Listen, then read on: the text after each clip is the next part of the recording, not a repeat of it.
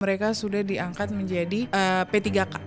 Sedangkan masih banyak loh guru yang statusnya belum jelas. Masalahnya bukan masalah administrasi. Masalahnya ketika dulu pemerintah menyatakan membuka formasi untuk 1 juta P3K, seharusnya saat itu sistemnya sudah membereskan itu semuanya. Kita bicara kesejahteraan di awal. Ya. Bagaimana mereka yang berusaha mendidik anak-anak kita untuk masa depannya, tapi dengan kesejahteraan yang minim. Ya, karena itu kemarin ketika raker saya sampaikan ke Pak Menteri, ayo Pak Menteri bantu kami di DPR untuk menagih 20% itu. Nah, itu seberapa yang kita butuhkan. Kan selama ini tidak ada proposal dari Kementerian Dikdasmen misalnya, Pak kami butuh sekian untuk menggaji guru. Kenapa dari sekian banyaknya justru kesejahteraan guru yang tidak langsung diajukan? Nah, itu yang menurut saya nggak habis pikir itu. Ownernya kan negara, diwakili oleh kementerian kan gitu.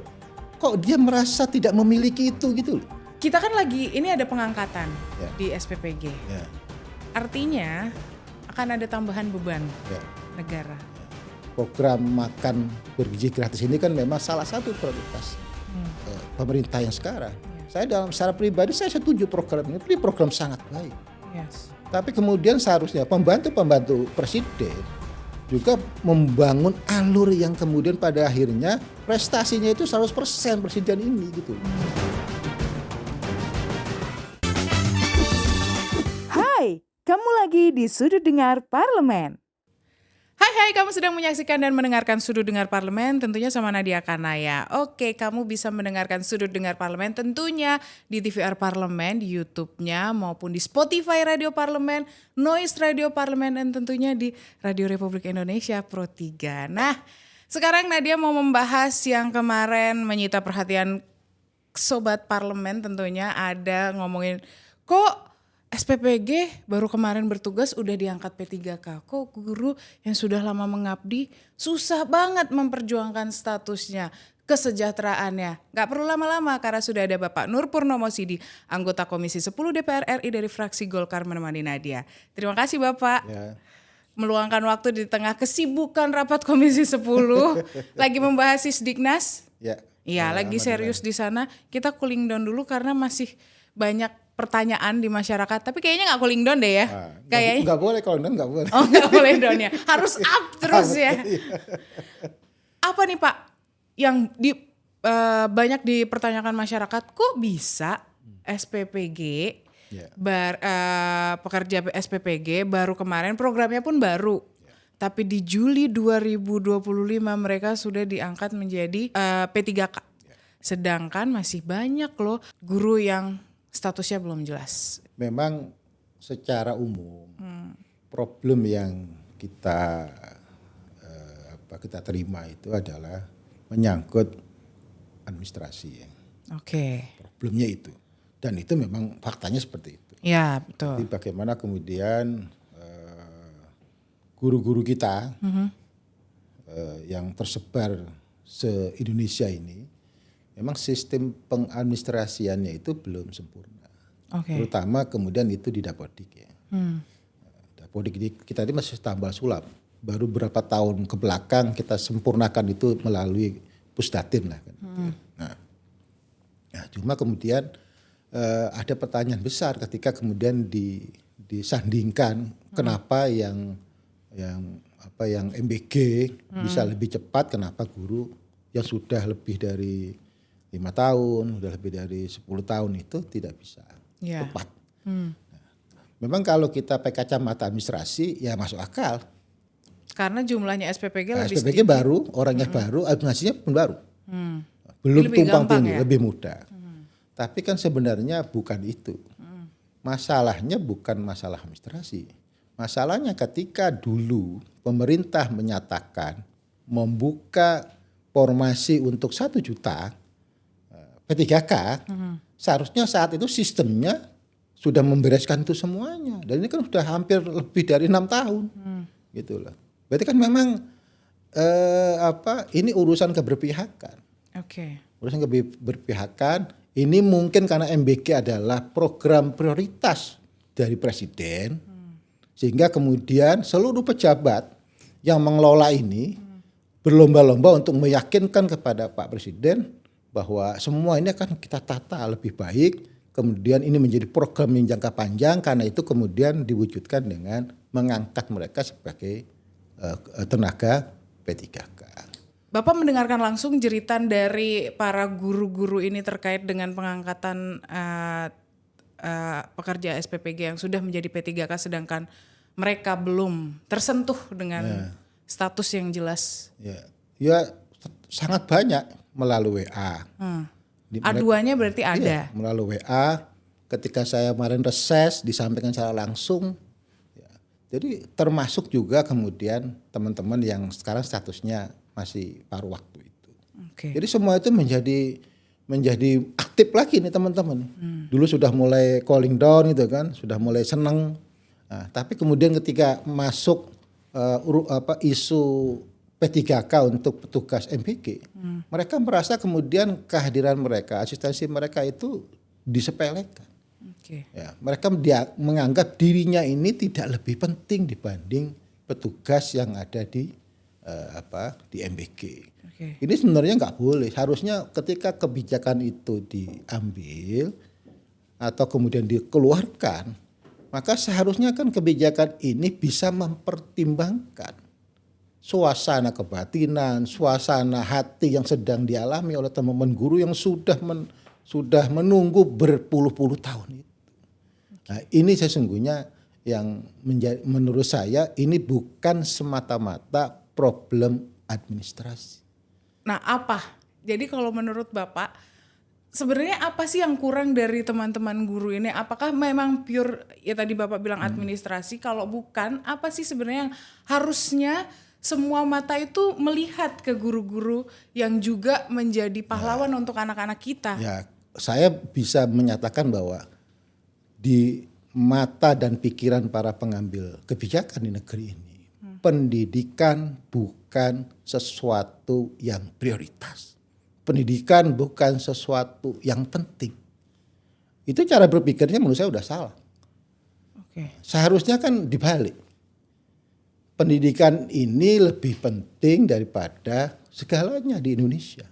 Karena apa? Karena dengan pendidikan ini maka seluruh urusan yang ada di Indonesia itu akan lebih mudah kita selesaikan. Karena apa? Karena seluruh warga negara Indonesia berpendidikan yang lebih baik, berpendidikan yang lebih tinggi, kemudian dia punya kemampuan kognisi, kemampuan yang lain, yang itu punya kapasitas untuk menyelesaikan semua masalah yang ada di negeri ini. Tapi proses untuk pengangkatan menjadi P3K guru ini sebenarnya masih berjalan kan Pak? Ya masih berjalan. Nah, cuma kan tadi itu menurut saya harusnya sesuatu yang lebih dahulu dimulai, itu kan harusnya lebih dahulu diselesaikan, baru kemudian urusan yang berikutnya itu diselesaikan. Itu namanya kebijaksanaan. Nah, kalau seperti ini kan tidak ada kebijaksanaan di situ. Kenapa sesuatu yang sudah dimulai lebih awal, yang kemudian sudah jelas terurai sedemikian rupa, itu tidak diselesaikan. Tapi kemudian di tengah jalan ada urusan baru, ya kemudian diselesaikan lebih dulu. Nah, itu kan berarti memang ada keberpihakan, yang kepentingan pendidikan tidak terlalu diperdulikan, tapi yang di luar pendidikan itu menjadi sesuatu yang lebih penting daripada pendidikan. Ini yang menurut saya secara pribadi patut kita sayangkan. Pak, sebenarnya sistem untuk pendataan guru, itu apakah memang sudah sesuai, sudah tepat, sehingga kalau kita bilang administrasi, kan ini udah Bapak tadi juga menyampaikan 6 tahun, bukan waktu yang pendek. Untuk memperbaiki sistem harusnya itu sudah cukup. Gitu. Sebenarnya sistemnya sudah bagus. Karena kemudian kita juga sudah melihat datanya bahwa jumlah guru se-Indonesia ini sudah terpenuhi. Berarti sudah tidak ada kebutuhan. Artinya kalau ada statement bahwa semua guru yang di sini ini sudah masuk dan jumlahnya sudah memenuhi apa yang dibutuhkan, artinya kan datanya kan sudah jelas. Nah, cuma memang di perjalanan itu ada problem. Ada problem satu misalnya terkait dengan pengajuan atas formasi. Kan gitu. Ada daerah yang mengajukan lebih banyak, ada daerah yang tidak mau mengajukan. Kenapa? Karena ada pembebanan daerah untuk juga ikut membayar guru-guru P3K yang akan diangkat. Sehingga ada kekhawatiran kalau saya yang tersedia ada 1.000, yang dibutuhkan 1.000, kalau saya ngangkat 1.000-1.000-nya, kemampuan APBD saya kurang. Itulah kemudian salah satu yang membuat kemudian daerah-daerah itu berbeda kemampuannya dan berbeda jumlah formasi yang bisa dipenuhi oleh daerah yang ada. Sehingga kemudian itulah yang membuat akhirnya serapan guru menjadi P3K itu menjadi sampai sekarang masih tersisa kurang lebih sekitar 160 ribuan. Oke. Nah, dia masih mau mempertanyakan terkait dengan kesejahteraan guru. Kalau yang kemarin kita lihat, kita tidak mau membandingkan ya semua. Tapi pada dasarnya di media sosial semuanya membandingkan. Yang ini mendidik generasi muda Indonesia, calon generasi emas, gajinya 300.000 masih ada ya Pak? Banyak. Nah, gimana? Kesejahteraannya guru ini masih dipertanyakan. Kita jawab nanti di segmen kedua. Jangan kemana-mana, tetap di Sudut Dengar Parlemen. Hai, kamu lagi di Sudut Dengar Parlemen. Kembali lagi di Sudut Dengar Parlemen, masih sama Nadia Kanaya dan Pak Nur Purnomo Sidi. Masih ngomongin soal kesejahteraan guru yang susah sekali nih mendapat status P3K. Kalau kita melihat dari mungkin belum berstatus, nggak masalah, belum berstatus P3K.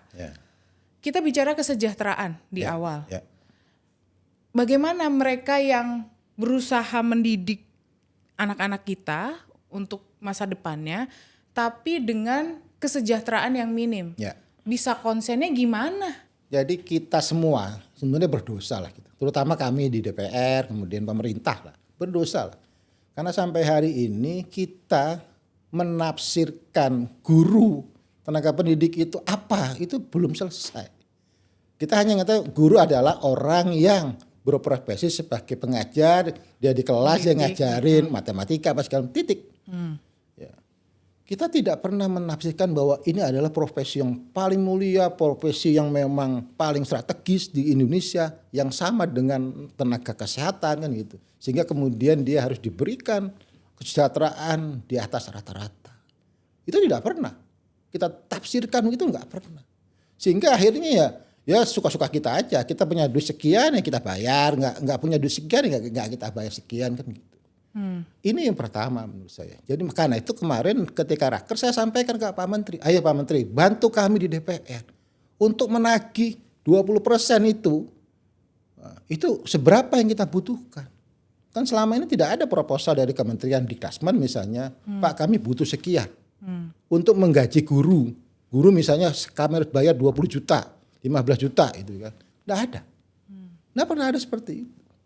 Sehingga DPR pun tidak bisa melakukan itu. Karena kan kita prinsipnya adalah anggaran itu kan dibahas antara pemerintah dengan DPR. Tidak bisa DPR sendirian kan gitu. Nah ini satu. Paling prinsip ini gitu. Padahal kita punya tabungan yang wajib 20%. 757 sekarang ya. Triliun. Kenapa itu enggak kita pakai dengan cara menghitung yang saya selalu sampaikan ke Mbak Nadia itu harga satuannya itu belum pernah kita hitung. Mulai 757 itu total. Iya. Semuanya dari 20% itu. Iya, itu kan memang haknya pendidikan. Konstitusi loh, pasal 33 loh. Kan gitu. Kita nggak bisa berdebat lagi. Apa kita perlu hadirkan hakim konstitusi untuk menafsirkan lagi kan enggak. Itu sudah jelas-jelas. Itu miliknya pendidikan. Pendidikan dasar, pendidikan dasar dan menengah. Berarti bukan tinggi ya, bukan. Ini beda ya. Nah, itu belum ada. Itu pendidikan dasar dan menengah. Nah, itu menjadi sesuatu yang harus dilayani melalui mandatory spending 20%. Nah, dari saya ngitung-ngitung bolak-balik selalu saya sampaikan, kita enggak sampai bisa menghabiskan 700 itu. Kita hanya membutuhkan kurang lebih sekitar 500 triliun. Sebenarnya? Iya, untuk membayar misalnya minimal rata-rata guru kita dapat 7,5 juta, 10 juta sampai lebih bisa. Negara itu menyatakan gratis. Gratis itu kan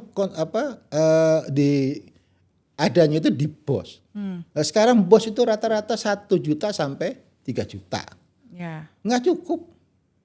Bagaimana uang 1 juta di SD untuk membiayai satu siswa selama 1 tahun? Kan nggak cukup. Di mana? Artinya kita ini masih memberikan angka, negara, para pendiri kita ini memberikan angka yang besar, tapi kemudian kita tidak menggunakan itu untuk kepentingan pendidikan. Oke. Yang itu menurut saya selalu saya katakan ini prioritas utama dan pertama Oke. di negeri. Tidak boleh ada yang lain yang menggeser prioritas ini. Oke. Nah itu. Tadi kalau Bapak menyampaikan dari 757 T Triliun, ya. anggaran, terus kemudian Bapak menyampaikan, udah disampaikan ke Kementerian Pendidikan Ya. Dasar. Ya. Ada jawabannya Pak? Dari berapa tahun yang saya sampaikan itu, Kan udah ganti ini. ya dari pokoknya berapa tahun lah, dari mulai kemarin ya saya di Komisi 10, sekarang ini lagi, yang baru direspon itu cuma 1. Jadi kami baru direspon, diberikan angka berapa uang yang dibutuhkan untuk memperbaiki sarpras pendidikan kita, 576 triliun. Kenapa dari sekian banyaknya justru kesejahteraan guru yang tidak langsung Nah, diajukan? itu yang menurut saya nggak habis pikir itu loh. Ownernya kan negara, Ya. diwakili oleh kementerian kan gitu. Kok dia merasa tidak memiliki itu gitu loh. Merasa tidak punya kepentingan untuk anak buahnya atau anak-anaknya itu diberdayakan, disejahterakan. Kalau saya logika pakai orang tua, saya punya anak, saya akan berikan yang terbaik. Karena apa? Kalau anak saya jadi orang baik, maka dia akan memperlakukan saya baik, dia akan membuat kebudayaan yang baik, dia akan menjadi orang baik di masyarakatnya kan gitu. Kan sederhana sebenarnya. Ya itu. Jadi saya bingung. Kita mau ngomong apa lagi? 6 tahun saya teriak-teriak. Tapi Bapak menyampaikan kembali nggak, mempertanyakan, mempertegaskan lagi kalau ini sebenarnya mana anggaran kesejahteraan ini? Ya. Jangan sampai nih guru itu selalu berteriak, jangan sampai akhirnya profesi guru itu menjadi profesi yang dihindari. Ya sudah 1 minggu yang lalu saya sampaikan langsung ke Pak Menteri. Pak Menteri cuma manggut-manggut aja. Ya gini aja, ditulis kan gitu. Tapi saya nggak tahu. Ya kita tunggu tindak lanjutnya ya Pak. Saya selalu berbaik hati, berbaik sangka lah sama orang itu. Tapi ya menurut saya ini harus kita ulang terus lah, agar kesejahteraan guru ini menurut saya harga mati tidak boleh ditunda-tunda. Oke. Ya, bagaimana guru tadi jangan sampai dia memikirkan hal lain yang menyangkut kepentingan dirinya karena belum selesai. Ya, ketika dia memberikan pelajaran kepada anak-anaknya, karena kita tidak hanya transfer informasi, bukannya transfer pengetahuan, tapi transfer keteladanan, transfer sikap kan gitu.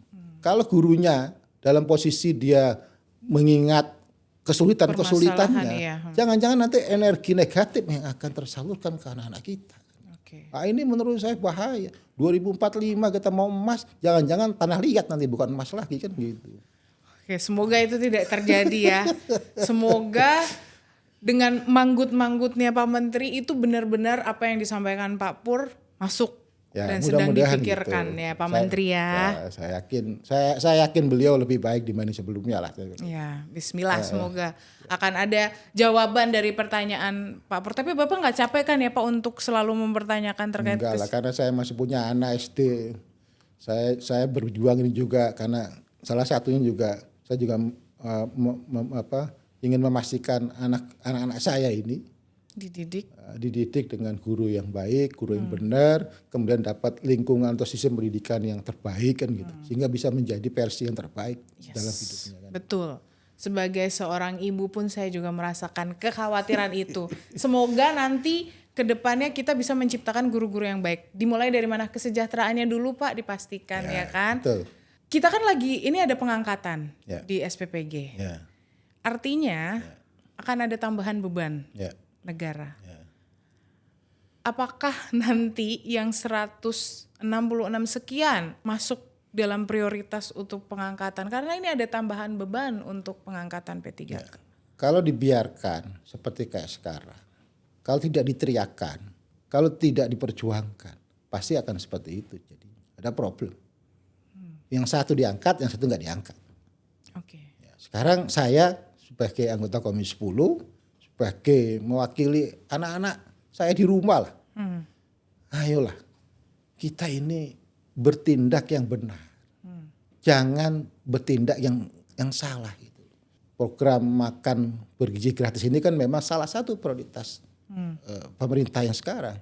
Saya secara pribadi saya setuju program ini program sangat baik. Yes. Tapi kemudian seharusnya pembantu-pembantu presiden juga membangun alur yang kemudian pada akhirnya prestasinya itu 100% presiden ini gitu loh. Jangan MBG-nya dinaikkan tapi gurunya enggak, nanti ini akan jadi prestasi jelek masyarakat terhadap Pak Presiden. Saya nggak mau. Saya nggak mau presiden dijelekan gara-gara ada minusnya di situ gitu loh. Nah karena itu ayo tolong. Kalau mau benerin yang dulu, yang sebelum ini diselesaikan dulu, seiring dengan ini juga diselesaikan. Jangan ada yang ditinggal gitu. Saya yakin presiden pun nggak mau, begini nggak mau gitu loh. Nah, nggak mau presiden dapat nilai terkoreksi dari 100 terkoreksi menjadi 80, saya nggak mau. Saya sebagai pendukung presiden, saya akan memperjuangkan ini, jangan sampai poin ini terkoreksi sehingga kemudian mengurangi poin kesuksesan dari Pak Presiden. Sama-sama memiliki prioritas. Yang lama ini sudah menanti cukup lama dengan keprihatinan yang luar biasa. Masih membahas soal kesejahteraan guru, masih juga akan membahas soal perlindungan gurunya nih, yang lagi rame juga nanti ya di segmen ketiga. Jadi tetap di Sudut Dengar Parlemen. Hai, kamu lagi di Sudut Dengar Parlemen.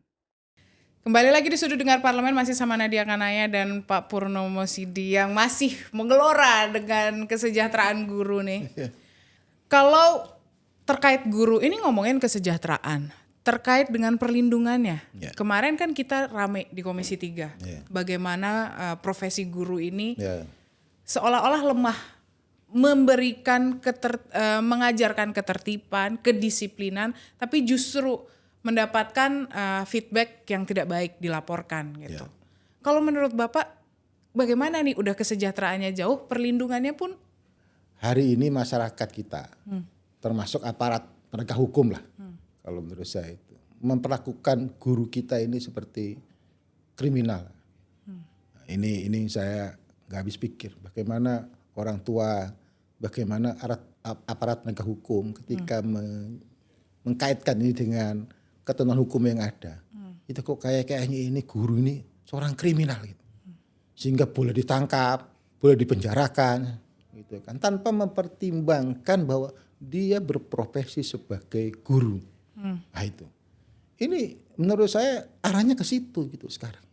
Sehingga guru-guru kita ini akhirnya kemudian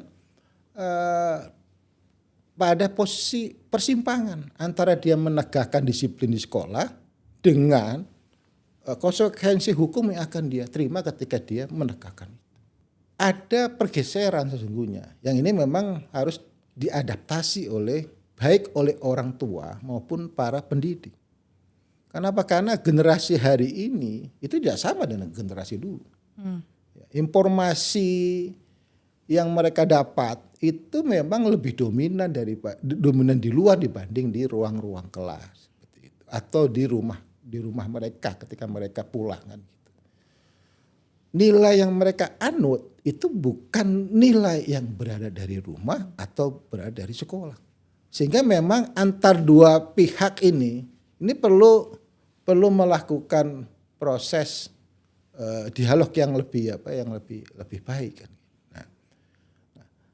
Namun menurut saya memang kejadian guru-guru kita dikriminalkan dan masuk penjara itu harus kita respon cepat. Agar apa? Agar institusi pendidikan ini bisa kita selamatkan. Karena bagi saya ketika orang punya persepsi karena banyaknya pendidik yang masuk penjara, nanti terpersepsi bahwa lembaga pendidikan bukan tempat untuk membentuk karakter. Kalau ini bahaya. Oke. Nah, Ini kan bahaya ini kalau Iya, begini. betul. Sehingga orang kemudian kalau gitu anak saya nggak usah sekolah aja. Atau sekolah di rumah saja. Atau seperti apa, kan seperti itu. Nah, ini yang bahaya. Oke. Nah. Kalau kita lihat lagi Pak, dengan adanya ini sebenarnya sudah ada ketentuannya sejauh mana sih guru itu boleh memberikan teguran, boleh memberikan sanksi, karena akhirnya ya tadi benar, ketika kita menegakkan kedisiplinan contohnya. Kalau zaman dulu kayaknya, kalau zaman saya Pak, di apa nih namanya, kalau orang Jawa dijinggit ya kan, ditarik rambutnya yang kecil, sakit banget.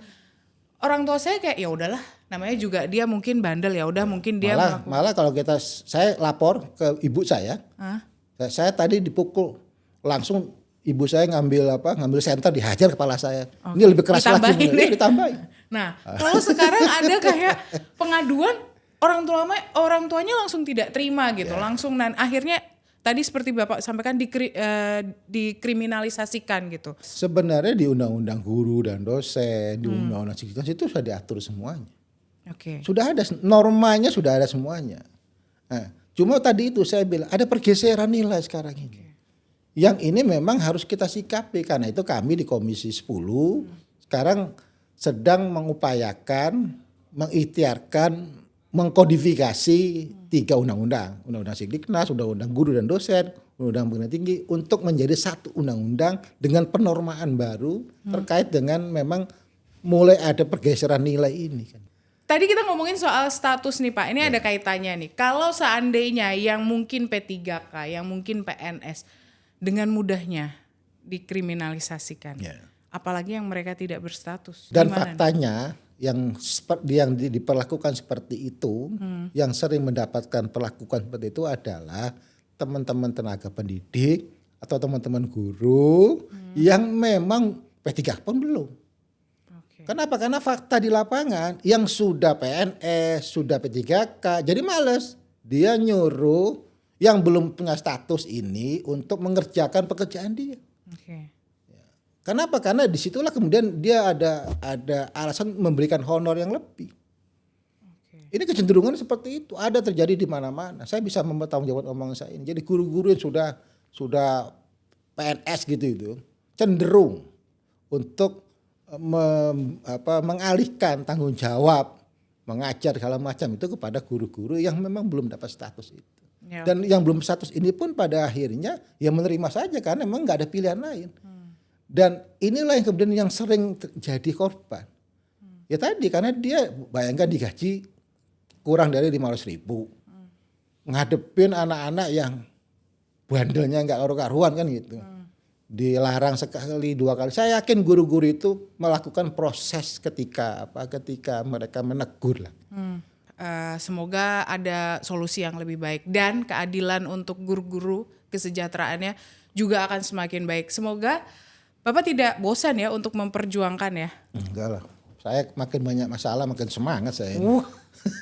Tapi jangan ada banyak masalah lah. Tapi saya pun berharap masalah selesai. Oh, iya, tapi amin. kan prinsip hidup kita, di hidup itu pasti masalah satu selesai timbul masalah baru. Pak Pur boleh menyampaikan ke teman-teman guru yang sedang ada dilema, ada ketakutan dan kekhawatiran terkait P3K ini, apa yang ingin Bapak sampaikan? Ya, teman-teman guru baik yang sudah P3K maupun dalam proses mengarah ke P3K, yakinlah bahwa kami di Komisi 10 di DPR masih terus berjuang memperjuangkan ini semuanya karena memang ini adalah tanggung jawab konstitusi kami dan sesuai dengan pasal 33 Undang-Undang Dasar Negara Republik Indonesia tahun 1945.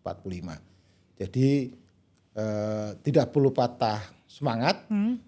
Jadi kami tetap berjuang dan tidak ada kata tidak untuk pada akhirnya nanti kami akan mewujudkan bahwa profesi guru adalah profesi yang spesial yang dijamin hak-haknya dan memiliki kompetensi yang bisa dipertanggungjawabkan untuk membangun generasi bangsa yang terbaik di masa yang akan datang.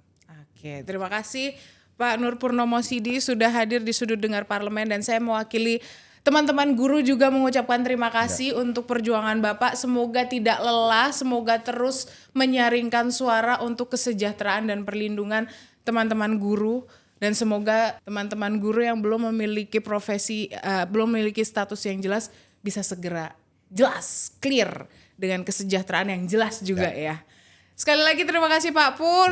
Jangan bosan-bosan untuk hadir di Sudut Dengar Parlemen. Iya. Terima kasih juga yang sudah mendengarkan dan menyaksikan Sudut Dengar Parlemen. Terus saksikan di semua channelnya ya. Ada di YouTube, ada di Spotify, Noise, dan Pro 3 RRI. Akhir kata Nadia Kanaya, Pak Pur dan kerabat kerja yang undur diri. Bye.